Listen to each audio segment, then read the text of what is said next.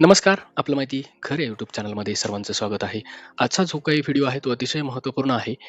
Parking संदर्भात जर तुम्ही म्हाडाचा लॉटरी विनर असाल, तर तुम्ही पार्किंग विकत घ्यावी का? आणि घ्यावी तर कोणत्या कंडिशनमध्ये घ्यावी किंवा का नको घ्यायला? तर ह्या संदर्भातचा व्हिडिओ आहे. व्हिडिओ सुरू करण्याआधी चॅनलला जर नवीन असाल तर जे काही रेग्युलर अपडेटसाठी तुम्ही चॅनलला नक्की सबस्क्राईब करून ठेवा. जेणेकरून जे काही महत्त्वपूर्ण अपडेट आहे म्हाडा लॉटरी रिलेटेड ते तुमच्यापर्यंत पोहोचले जातील. पहिलं तर आपण हे बघूया, की जे म्हाडा लॉटरी ड्रॉ झाला होता पुणे मंडळाचा, त्यामध्ये जे काही आढळराव पाटील आहे त्यांनी लाईव्ह लॉटरी जेव्हा चालू होती, तुम्ही ऐकलं असेल माहीत नाही, पण तेव्हा ज्यांचं भाषण जे काही लॉटरीच्या आधी झालेलं होतं, त्यामध्ये त्यांनी काही स्टेटमेंट केले होते. तर ते तुम्ही पहिले ऐका, जे तुमच्या नक्की फायद्याचे ठरणार आहेत. तर आपण ते स्टेटमेंट काय आहे ते बघूया. 20% ची घरं बिल्डर लोक स्कीम करतात आणि त्या आम्ही लोकांना वितरित करतो, एवढ्यापुरतं आमचं काम मर्यादित नाही. ज्यांना लॉटरीमध्ये घरं लागली अशा लोकांना अनेक अडचणीला सामोरं जावं लागतं. उदाहरणार्थ, गरिबांना 18 लाख, 20 लाख, 15 लाखाला घरं जर मिळत असली तरी काही बिल्डर त्या पाठीमागे जवळजवळ 2.5 lakh, 3 lakh infrastructure charges, service charges अशा प्रकारचे चार्जेस लावतात. यापूर्वी पण ते घेत होते.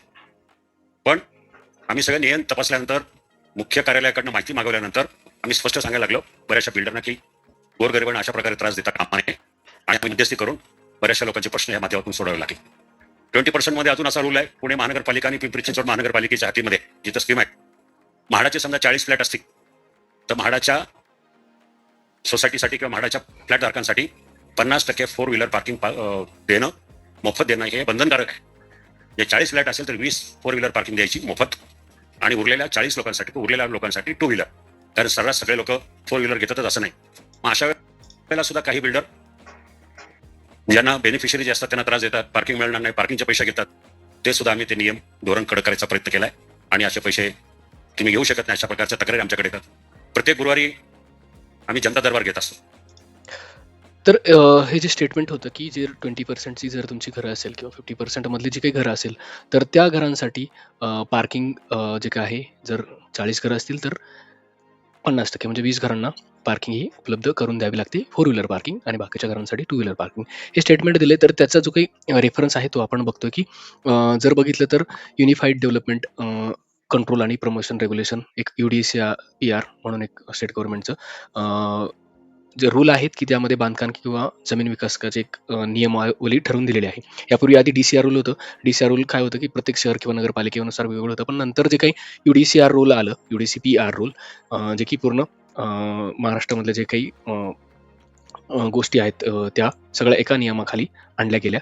त्यामध्ये आता UDCRची कामं बऱ्यापैकी वेगवेगळी कामं आहे. पार्किंग रिक्वायरमेंट जो काही महत्त्वाचा आपला मुद्दा आहे तो पार्किंग तर त्या संदर्भात आहे, की किती कार पार्किंग किंवा स्कूटर पार्किंग अवेलेबल करायला पाहिजे, व्हिजिटर पार्किंग किती अवेलेबल करावे, त्यांचं डायमेन्शन काय आहे, या सगळ्या गोष्टींची रिक्वायरमेंट त्यांना चेक करावी लागते. तर आपण जर तो रूल बघितला UDCR रूल, त्यामध्ये पार्किंग रिक्वायरमेंट मेन्शन केलेली आहे, की ती द्यावी लागते. एखादं जर बिल्डिंग तुम्ही बांधताय तर तुम्हाला त्या बिल्डिंगसाठी एक स्टँडर्ड पार्किंग तुम्हाला उपलब्ध करून द्यावी लागते. आणि जर आपण तो रूल जर बघितला तर for every tenement having carpet area of 150 square metre, जर 150 स्क्वेअर मीटरचा कार्पेट एरिया जर असेल तर त्याला 2 कार पार्किंग आणि 1 स्कूटर पार्किंग कंजेस्टेड एरियामध्ये आणि नॉन कंजेस्टेड एरियामध्ये सुद्धा तेच तुम्हाला अवेलेबल करायला लागतं. आणि जे काही टोटल बिल्डिंगचे जे काही टेनमेंट्स असतील त्यापैकी 5 जे काही तुम्हाला 5% व्हिजिटर पार्किंग अवेलेबल करावी लागते.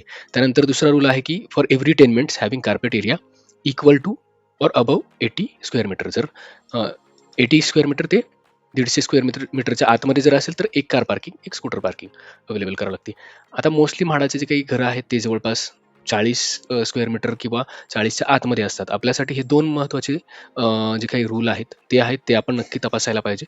एव्हरी 2 म्हणजे जे 2 जे काही टेनमेंट्स आहेत, जर तुमचा फ्लॅट जो काही आहे कार्पेट एरिया 40 स्क्वेअर मीटर ते 80 स्क्वेअर मीटरच्या मध्ये जर असेल, 40 ते 80 स्क्वेअर मीटरचा, तर त्या अशा 2 जे काही फ्लॅट आहेत त्यांचे मिळून 1 कार पार्किंग म्हणजे जे काही 50% आपण म्हणत होतो, तर तो हा रूल आहे, की 2 फ्लॅट मिळून 40 ते 80 स्क्वेअर मीटरचा 1 कार पार्किंग आणि 2 स्कूटरच्या पार्किंग ह्या अवेलेबल करून द्याव्याच लागतात नियमानुसार.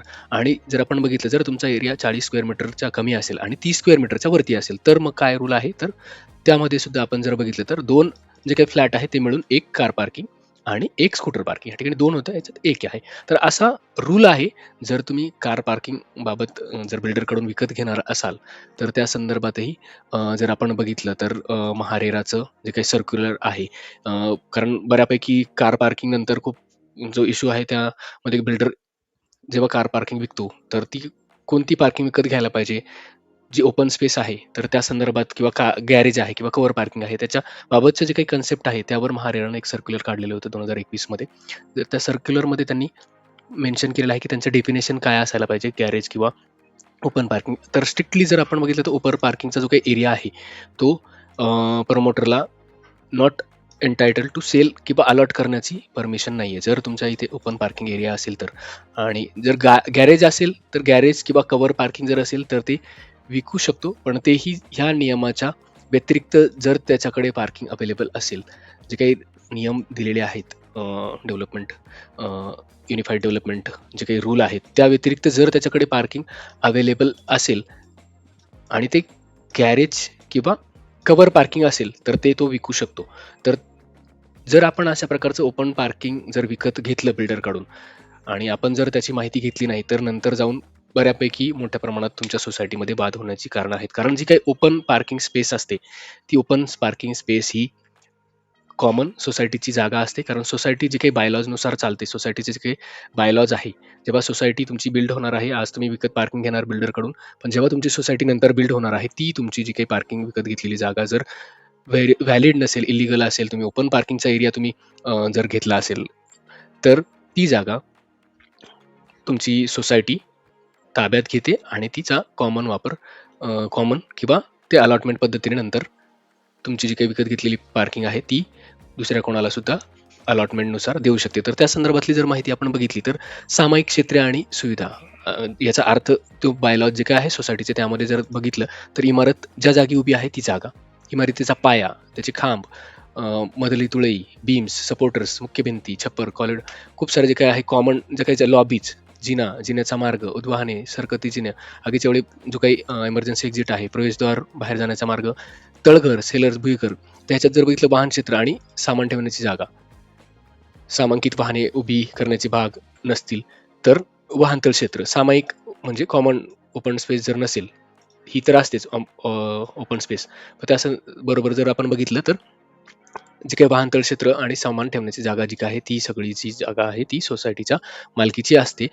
त्यानं काय होतं की नंतर जाऊन ती जागा सोसायटी जी काही जर तुम्ही पार्किंग अशा प्रकारची विकत घेतली, तर नंतर जर आपण बघितलं जे काही बायलॉज आहे त्यामध्ये सोसायटी जी काही आहे तिला हे बंधनकारक आहे. जी काही पार्किंग आहे ती नियमानुसार जी काही आहे वाहने उभी करण्याची जागा जर आपण बघितली सदस्य मंडळांच्या सभेमध्ये नियम तयार करायचे आहे. नियमावली तयार करून ती जी काही आहे प्रथम येणाऱ्यास प्रथम या तत्वानुसार वाहने उभी करण्याची जागा देईल. त्याच्यासाठी खूप साऱ्या नियमावली आहेत की तुमच्याकडे वाहन असायला पाहिजे, तुमच्या स्वतःच्या नावावर असायला पाहिजे किंवा बरेच जे काही आहे बायलॉजमध्ये डिटेल मेन्शन केलेलं आहे की जर तुमच्याकडे कमी पार्किंग असेल तर तुम्हाला जर आपण बघितलं आवारातील अथवा खालील मोकळ्या जागा यापेक्षा जर जास्त असेल तर अशा वेळी व्यवस्थापन समितीला काय करावं लागते, सहमतीने योग्य आणि पारदर्शक पद्धतीने जे काय आहे ते तुम्हाला पार्किंग उपलब्ध करून द्यावं लागतं. कधी-कधी 1 वर्ष एका जे काय आहे सदनिकाधारकाला, दुसऱ्या वर्षी दुसऱ्या सदनिकाधारकाला बऱ्याच डिटेल जे काही आहे बायलॉजमध्ये मेन्शन केलेलं आहे. तर मुद्दा आपला आजचा व्हिडिओचा जो काही आहे ते पार्किंग विकत घेताना तुम्ही काय काळजी घ्यायची आहे की ऑलरेडी जे काही रूल आहे त्यानुसार तुमचं जर स्कीम ला 50% पार्किंग ही अवेलेबल करून द्यावी लागत असेल, तर तुम्ही जर तुम्हाला सेपरेट पार्किंग पाहिजे असेल तर ती घेताना तुम्ही जे काही आहे गॅरेज आहे का किंवा ती पार्किंग कॉमन एरियामध्ये तर नाही आहे ना, त्याला एफ-एस-आय यूज केला आहे की नाही, या संदर्भात डिटेल तुम्हाला YouTubeवर पार्किंगचे जे काही नियमावली आहेत किंवा पार्किंग संदर्भात जे काही आहे डिटेल व्हिडिओ बघायला भेटतील. पण नंतर जर तुम्ही पार्किंग विकत घेतली तर प्रॉब्लेम काय होतो, की जर ती ओपन स्पेस असेल, तर नंतर जाऊन तुम्ही ज्या काही सोसायटीत राहणार आहे तिथेच तो तुमचा एक वाद निर्माण होतो. बऱ्याचशा ठिकाणी ह्या गोष्टी होत आहेत, की पार्किंग विकत गेल्यानंतर नंतर बिल्डरशी कोणी वाद घालायला जात नाही, की इंटरनली सोसायटीमध्येच आपापसात वाद होतात कारण लिमिटेड पार्किंग अवेलेबल असते. आणि काही लोकं पार्किंग विकत घेतात, काही लोकांना त्याचा अवेअरनेस नसतो, काही लोकं घेत नाही. तर ह्यामध्ये आपापसात वाद निर्माण होण्याची खूप सारी उदाहरणं आपल्याला बघायला भेटतील. तर जेव्हा तुम्ही आता ॲग्रीमेंट करत असाल, किंवा जर तुम्ही प्रोसेस POL लेटर आलं असेल, आता तुम्हाला बिल्डरसोबत जे काही पुढची प्रोसेस करायची आहे, ॲग्रीमेंट असेल, रजिस्ट्री असेल, तेव्हा जेव्हा काही बिल्डर तुम्हाला अप्रोच करतोय की पार्किंग विकत घ्या म्हणून, तर तुम्हाला तो जो काही आहे ॲग्रीमेंट ड्राफ्ट तुम्हाला आधी घ्यायचा आहे, तो बघायचा आहे त्याच्यामध्ये काय काय मेन्शन केलेलं आहे. आणि जर पार्किंग विकत घेत असाल तर त्यामध्ये क्लिअरली तुम्हाला तुमच्या पार्किंगबद्दलचं जे काही आहे ॲग्रीमेंट असायला पाहिजे, किंवा जे काही मध्ये काय काय असायला पाहिजे. म्हणजे तुमच्या ॲग्रीमेंटमध्ये जर तुम्ही ॲक्च्युअल जर ती व्हॅलिड पार्किंग असेल, ती विकत घेऊ शकत असेल, तर त्यामध्ये तुम्हाला ह्या गोष्टी मेन्शन असायला हव्या. तुमचा जो काही पार्किंग टाईप जो काही आहे, आता या ठिकाणी कवर्ड आहे, गॅरेज आहे किंवा बेसमेंट स्टिल्ट आहे. पार्किंगचा तुमचा स्लॉट नंबर काय आहे, तुमचं एक्झॅक्ट लोकेशन, लेआउट जो काही आहे पार्किंगचा तो त्यामध्ये मेन्शन केला पाहिजे. त्याचा एरिया किती आहे, त्याची वेगळी किंमत मेन्शन केलेली आहे की नाही, त्याची जी काही ओनरशिप आहे, राईट्स आहेत, ते क्लिअरली मेन्शन असायला पाहिजे. सँक्शन प्लॅनचा रेफरन्स असायला पाहिजे आणि त्यामध्ये ओपन पार्किंग सोल्ड असा शब्द, ओपन पार्किंगबद्दल कुठेही मेन्शन करायला नको आहे. तर ते जेव्हा तुम्ही जर विकत घेणार असाल, तुम्हाला जर पाहिजे असेल, तुम्ही ॲडिशनल बिल्डरकडे ती अवेलेबल असणं गरजेचं आहे. जर तुम्ही कॉमन किंवा ओपन स्पेसमधली जी काही पार्किंग विकत घेतली, तर नंतर भविष्यात नक्की 100% वाद होण्याचे चान्सेस आहेत. तेव्हा जेव्हा कधी तुम्ही म्हाडाचे लॉटरी विनर झाल्यानंतर जेव्हा तुम्ही ॲग्रीमेंट करत असाल, तेव्हा घाई करू नका. डॉक्युमेंट व्हेरिफाय करून घ्या, ड्राफ्ट चेक करून घ्या, किंवा YouTubeवर खूप साऱ्या पार्किंग संदर्भात खूप साऱ्या व्हिडिओ आहेत, त्या तुम्ही रेफर करा. पार्किंग विकत घ्यायची, नाही घ्यायची, कारण तुम्हाला आयुष्यभर जर त्या ठिकाणी राहायचं असेल, तर तुमच्यामध्येच ह्या मुद्द्यावरून नक्की भविष्यात वाद होतील. तर हेच आजच्या व्हिडिओचं मोटिव्ह होतं, की तुम्हाला अवेअर करावं, की जितकी लिमिटेड एवढं डीप नॉलेज माझ्याकडे नाही आहे पार्किंग संदर्भात, पण जे काही रूल किंवा थोड्या बहुत गोष्टी आपण रेफर करू शकतो, त्या तुम्ही नक्की रेफर करा. आणि अशाच जे काही नवनवीन अपडेट्स असतील त्यासाठी तुम्ही बेल आयकॉन नक्की दाबा आणि चॅनलला जरूर सबस्क्राईब करायला विसरू नका. थँक्यू.